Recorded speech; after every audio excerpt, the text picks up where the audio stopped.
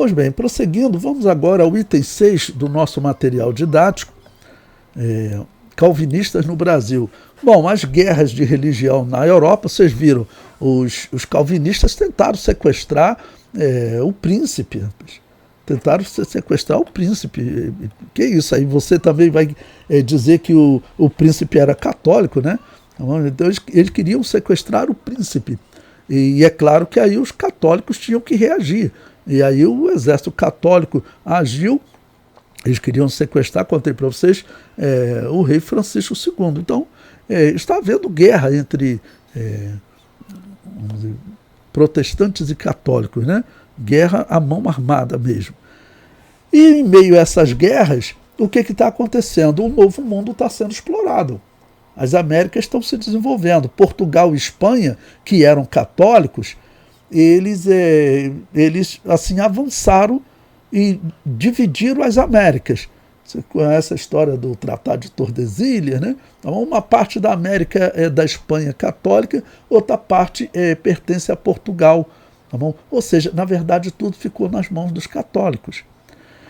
E os franceses resolveram fazer o seguinte: não, nós vamos invadir alguma região dessa aí. Não é tudo de vocês, não. Então, eles tomaram ali a Guiana Francesa, né, dos espanhóis.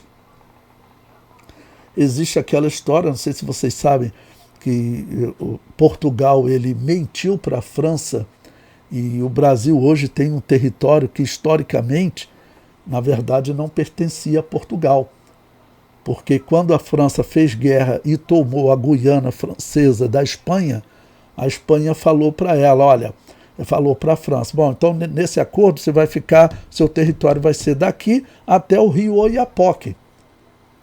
O rio Oiapoque, segundo a história, na verdade era o rio Amazonas. Aí quando os franceses foram perguntar aos portugueses, onde fica o rio Oiapoque? Aí, na verdade, eles falaram outro rio. E acaba que o território que pertencia à Espanha, que hoje é o Amapá, né? Pertencia à Espanha, acabou que Portugal mentiu, deu um golpe na França, e tempos depois a França descobriu, mas aí fizeram acordo e o território até hoje pertence ao Brasil. Então, mas os franceses, além de invadir aquela região norte, o que eles fizeram também? Eles invadiram a Guanabara. Então eu vou contar um trecho aqui da Baía de Guanabara, e também procurar algum historiador para vocês verem que não é uma interpretação minha. Nós podemos ler os documentos e nós fazemos a nossa interpretação. Bom, então em 1555, calvinistas chegam ao Rio de Janeiro. Eles são descritos como missionários. Uma pausa para explicar a vocês. Se você for ver uma aula de missões, uma aula de história dos protestantes, eles vão descrever esses calvinistas como missionários, mas não são. Tanto que eles vieram para invadir a Baía de Guanabara. Eles invadem a Baía de Guanabara. Era um grupo político. E como eles acreditavam que a religião deveria estar junto com o poder, porque esse era o reino de Deus, toda aquela mentira que Eusébio de Cesareia propagou, junto com Constantino, que aquele era o início do reino de Deus de Apocalipse capítulo 20, enganou todos esses homens. Eles acreditavam que era o reino de Deus. Então, o próprio Calvino mandou esses huguenotes, esses soldados, vamos invadir uma região aí também. Tá bom? E depois eu vou contar a história para vocês que nessas invasões, os calvinistas, claro, matavam pessoas em meio à guerra, né? Mas teve casos deles matarem católicos por serem católicos. O Papa Francisco ele beatificou 18 católicos que foram sacrificados pelos calvinistas. Não foi em guerra, não. Por isso que eles foram considerados mártires pelo Papa Francisco. Olha o que os calvinistas fizeram, né? Eu vou mais à frente contar essa história para vocês. Eles arranjaram mais 18 aí, daqui a pouco 18 novos santos que por eles terem martirizado esses católicos. Não? Que não é matar em guerra, é matar por ser católico. Não? Bom, então eles são descritos como missionários, mas na verdade eram políticos religiosos a fim de implantar uma colônia francesa. Bom, eu coloco aí um exemplo de um historiador, o título do livro é Protestantismo e Cultura Brasileira, Wilson Silva Santana. Ele comenta o seguinte: o primeiro episódio da história brasileira em que o protestantismo estava envolvido é o da efêmera colonização francesa na Baía de Guanabara. Com o propósito de inaugurar no hemisfério sul uma França antártica, o vice-almirante Nicolas Durand de Villagnon pretendia mobilizar os calvinistas franceses e os huguenotes. Lembre-se, os huguenotes é o exército de Calvino, tá bom? Cuja situação se tornava cada vez mais melindrosa no solo pátrio. Prometendo-lhes um regime de liberdade religiosa na futura colônia, ele conseguiu mesmo a ajuda do nobre protetor dos huguenotes, Gaspar de Coligny. Em fins de 1555, Villagnon se estabeleceu com 400 homens numa ilha da Baía de Guanabara, proclamando-se em breve rei da América.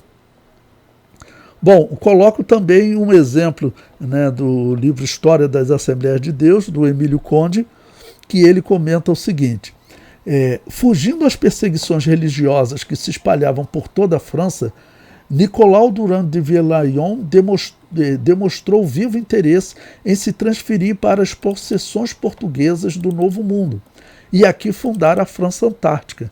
Apoiado por Coligny, veio à frente de uma considerável leva de protestantes, conhecido na Europa como huguenotes.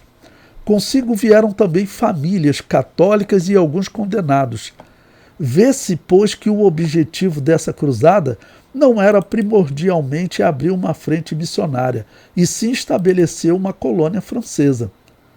2 anos depois, ancoravam em nossas águas os navios da segunda expedição, agora apoiada não somente por Coligny, como pelo próprio Calvino. Com a chegada dessa expedição, realiza-se o primeiro culto. Ele escreveu evangélico, eu chamei protestante, tá bom? Só porque o termo evangélico hoje está sendo usado de uma maneira diferente. Tá bom? Até Lutero chamava a sua igreja de evangélica, mas acabou que os luteranos não chamaram de evangélica, ficou o nome luterana.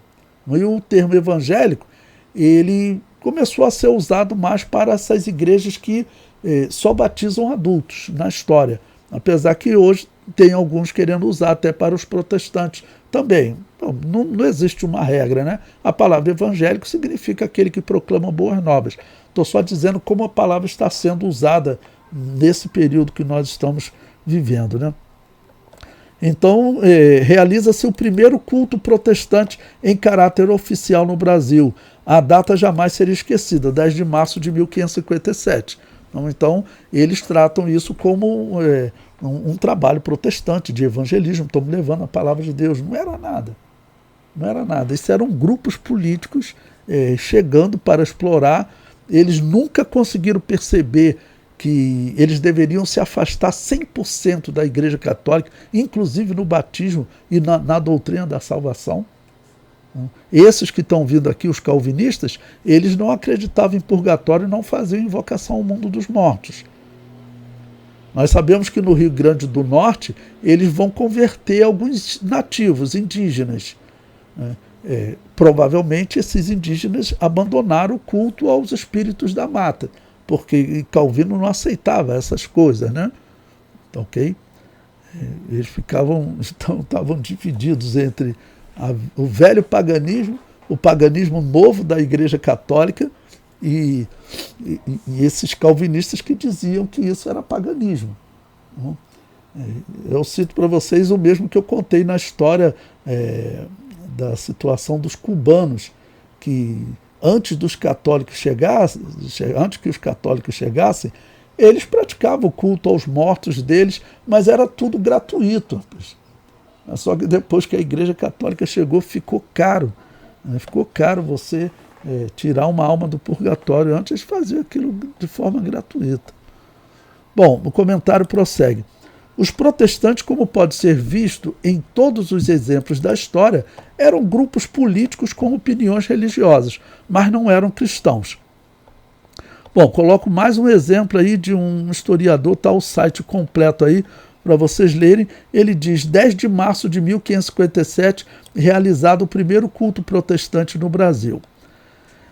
Durante a invasão francesa da Baía de Guanabara, calvinistas realizaram o primeiro culto protestante no Brasil. O dia 10 de março de 1557, na história brasileira, revela um fato importante no campo religioso. No Rio de Janeiro, no contexto da invasão francesa, foi realizado o primeiro culto protestante no Brasil, patrocinado pelos calvinistas invasores. Coincidentemente, João Calvino, nascido em 1509, 8 anos antes de Lutero iniciar a Reforma Protestante, é francês, falecido em 1564. Ele mesmo patrocinou a vinda dos calvinistas ao Rio de Janeiro durante o domínio francês. Na Baía de Guanabara, os franceses fundaram a França Antártica e por lá ficaram até 1567, quando foram expulsos do litoral brasileiro, junto com a derrota da Confederação dos Tamoios, índios e aliados dos franceses que objetivavam derrotar os portugueses a qualquer custo, e seja com que aliados fossem. Então, os portugueses, até por conta do catolicismo, eles também eles torturavam os nativos, né? Eles torturavam os nativos. Os nativos sofreram muito nas mãos dos católicos. E os calvinistas, eles tinham um discurso de liberdade, né? Discurso de vamos fazer guerra para conseguir liberdade, né? Então eles chegaram aqui e falaram para os tamoios, junte-se a nós, vamos derrotar os portugueses, tá bom? E depois vocês vão governar junto conosco. Acabou que eles perderam, foram expulsos, e acabou que os tamoios depois sofrem nas mãos dos católicos, ainda mais. E nós sabemos por que os portugueses, que era um país pequenininho, na verdade, por que os portugueses eram essa potência. Eu já contei para vocês em outros momentos, mas vamos lembrar. Os portugueses, na verdade, foi um estado criado pelo antigo exército dos templários, que sabemos, mostrei para vocês, que praticavam gnosticismo e que a maçonaria é uma continuação deles. Não? Então, esses exércitos que também formavam muitos piratas, não? Eles atacavam muitos outros navios que não eram aliados a eles, aqueles piratas, sabido hoje que, na verdade, eram os exércitos dos templários, que estavam agindo nesse período. Então, Pedro Álvares Cabral, toda a viagem dele, como eu mostrei para vocês, estava ligado mesmo aos templários. Bom, o artigo prossegue. A fuga protestante. Consta que no século XVI, grande número de protestantes abandonaram a Europa rumo às Américas, fugindo da perseguição que lhes moviam os católicos durante o movimento da Contra-Reforma, em oposição ao protestantismo. No Rio de Janeiro, os franceses desejavam fundar uma sociedade de orientação protestante, sob o comando de Nicolau Duran, com fortes implicações econômicas, não somente religiosas. É que os calvinistas pregavam ao gosto das primeiras manifestações de uma economia de tipo capitalista, que o lucro era coisa de Deus, feito para a sua glória, por pessoas com forte tendência à salvação eterna. Portanto, constata-se que apenas 40 anos depois da publicação das 95 Teses de Martim Lutero, responsável pela Reforma Protestante, e ainda nos primeiros anos de dominação portuguesa na terra brasilis, pelas mãos dos calvinistas de João Calvino, um dos mais importantes fundadores do protestantismo, os reformistas já chegaram no Brasil. Olha, mostrei 3 fontes para vocês não terem dúvida. Bom, Calvino é mais um exemplo que eu mostro para vocês. Ele era um político, ele era só um político. Ele era só um político, né? Com todo esse entendimento errado de que eles estavam vivendo o reino de Deus e que os políticos eles também deveriam governar ou controlar a religião. Era isso que ele acreditava. Isso